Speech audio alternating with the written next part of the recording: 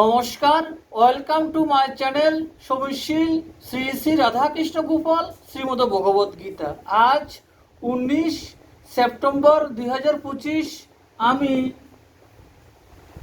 বৃহৎ কৃষ্ণ লীলা সারাবলি বৃন্দাবন লীলার ব্রহ্মশাপগ্রস্ত হইয়া পরীক্ষিত রাজার শ্রীমদ ভাগবত শ্রবণের 23 পৃষ্ঠা ও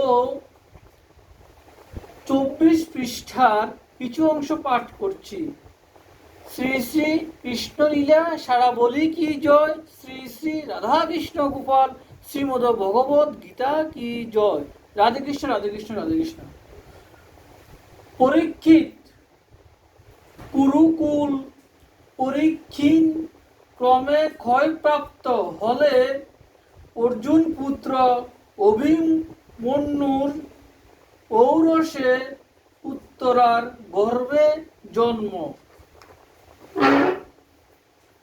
পরীক্ষিতের হাতে হস্তিনার রাজ্যভার অর্পণ করে পাণ্ডবেরা মহাপ্রস্থান করেন।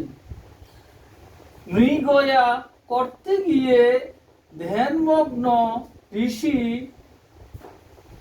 শমিকের আশ্রমে এসে একটি পলায়ন পর হরিণের খোঁজ করলে মৌন মুনি উত্তর দিতে পারেন না।